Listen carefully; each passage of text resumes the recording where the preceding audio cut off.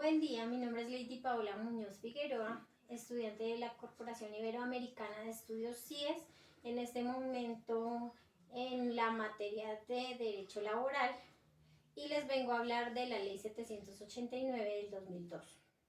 Esta ley busca disminuir el desempleo, abrir nuevos caminos para empleo, entre comillas, y que todas las personas tengan una protección social dentro de ese empleo. Es un contrato de aprendizaje que se, que se, que se viene vinculando cuando una persona está estudiando y tiene sus prácticas laborales, que viene siendo el periodo final de su carrera, en la cual se desempeña bien sea en un técnico o en un profesional. Esas prácticas, a veces lectivas, que son de teoría, se las pagan. Algunas entidades, como por ejemplo el SENA, paga cuando están estudiando, y en sus prácticas finales entonces los mandan a laborar de 6 meses a un año, bien sea en un centro educativo, en una empresa, en una corporación, y allí esta ley dice que se les pague el 75% del salario mínimo legal vigente que esté en el momento.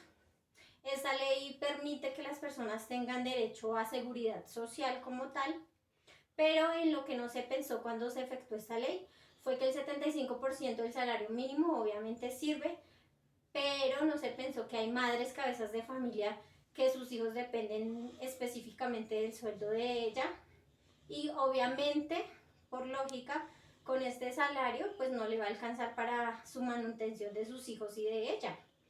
Esto busca como que se tenga la posibilidad de tener una educación, vivienda, salud, o sea, las cosas básicas que se necesita para subsistir, pero si nos damos cuenta, pues esto no va a alcanzar. Entonces, de allí como el dilema de que, pues gracias a Dios, ahora se pagan y sea un 75%, porque tengo entendido que antes, pues no se pagaba absolutamente nada, sino que se hacía más como vocación, como esas prácticas que se puede decir fuesen voluntarias y no impuestas, porque obviamente pues no había un dinero que se diera a cambio de ese trabajo.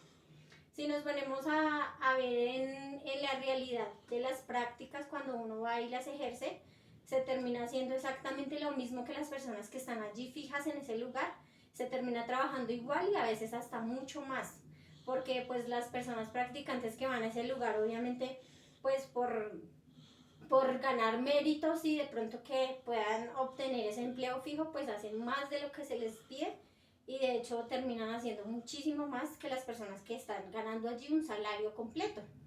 Entonces pues es un poco injusto que se tenga como ese 75% nomás, cuando de todas formas se están gastando pasajes, se está teniendo que llevar un almuerzo, porque en muchos lugares obviamente no lo dan. Entonces, muchas prácticas resultan siendo lejísimos de los lugares de vivienda, entonces, pues se gastan 2, 3 horas en un transporte, tienen que hacer transbordos, y esos transbordos muchas veces no son cubiertos y toca pagar más pasajes de lo que se debe, entonces resulta siendo ese dinero para pasajes, para comida, y pues es muy poco lo que queda en realidad como dinero extra, digámoslo así.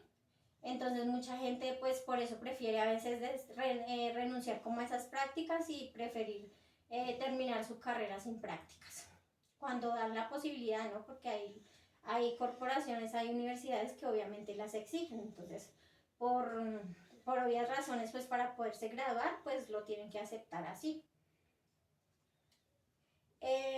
Ahora les voy a hablar de la ley 797 del 2003, que nos habla acerca de la reforma pensional que se hizo en este año.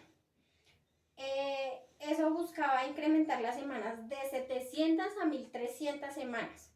Esto quiere decir que antes se cotizaban 700 semanas para poder lograr esa pensión, y ahora son 1300 semanas. También lo que hizo fue subir la edad para poderse pensionar, que antes estaba en 50 años y se subió a 57 años las mujeres, y de 55 a 62 años en los hombres. O sea, prácticamente es algo imposible ahorita poderse pensionar por semanas cotizadas para lograr esta pensión es como complicado. Hoy en día es complejo que se logre hacer. O sea, tendría uno que trabajar básicamente como desde los 10 años y eso, ni alcanzaría. El monto de la pensión es el 65% del salario mínimo legal vigente. Y los últimos 10 años, si se cotiza el 80%, si se logra llegar a ese 80% de cotización en semanas, pues entonces se logrará esa pensión. De lo contrario, obviamente no.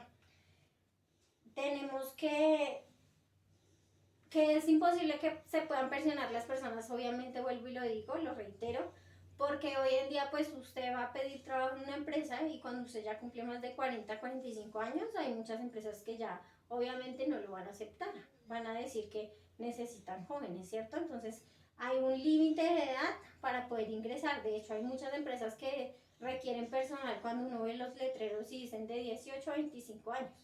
Entonces, ¿cómo se va a poder pensionar una persona si exigen estos ítems de edad? Es difícil.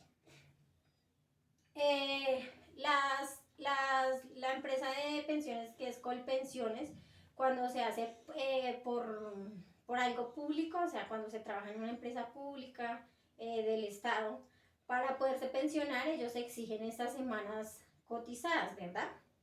Y ellos dan una pensión vitalicia. ¿Qué quiere decir vitalicia? Que esa pensión básicamente es hasta que usted fallezca.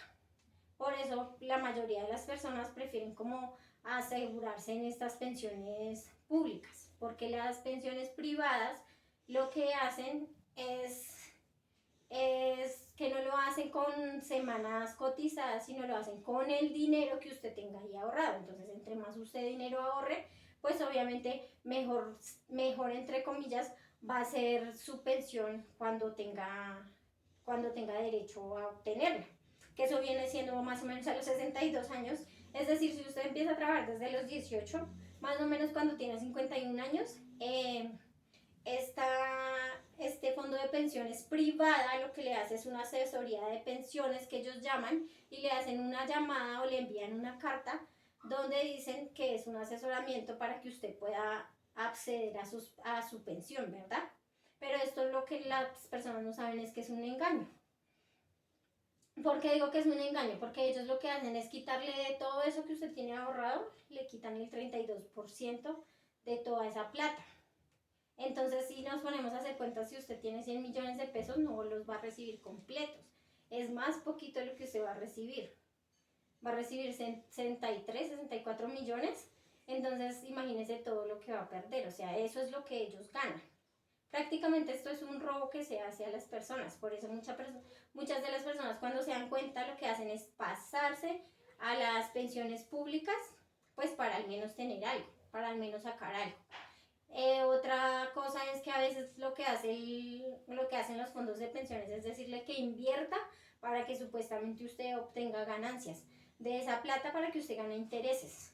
Pero en realidad lo que resulta es perdiendo, porque es que ellos no le aseguran a usted que no va a tener ninguna ganancia. Ellos siempre le van a decir, no, puede ser una ganancia bajita, media o alta. Nunca le van a decir que va a haber error total y que usted no va a ganar nada. Y allí es cuando se ve lo de la corrupción, lo que pasó con Odebrecht. Con esto, cuando ellos invirtieron ese dinero que para supuestamente mejoramiento de las vías y eso, y lo que hicieron fue invertir ese dinero que era de las pensiones de las personas y resultaron quitándole dinero de ahí, porque las personas lo que se dieron cuenta fue que en sus pensiones lo que hicieron fue disminuir. Esa plata que ellos tomaron se supone de a poquitos, digamos, de esta persona tomamos 2 millones, de esta persona 1 millón, de esta persona 6 millones y resultaron que toda esa plata como se perdió, esa platica y sí como se dice se perdió, entonces las personas obviamente no van a recibir su dinero en su completo, en su totalidad, sino que van a recibir menos, porque obviamente esa plata ellos no la van a devolver, ellos van a decir que usted aceptó como invertir, entonces obviamente usted va a perder su plata. Por eso mucha gente ahora lo que prefiere es estar con las pensiones de fondos públicos, que lo que sí va a recibir es como una pensión mensual de su dinero, pero finalmente también obviamente ellos se quedan con su parte porque tienen una parte como de un manejo que ellos hacen, una administración que se cobra, digamos así como cuando usted tiene una tarjeta de crédito y ellos le cobran mensualmente una cuota de manejo, así lo hace también el fondo de pensiones. Espero que esta información les haya servido mucho y que podamos tomar conciencia pues de lo que en realidad está pasando con las pensiones y que ojalá esta reforma que viene pues pueda implementar cosas mejores pues para todos los colombianos. Gracias.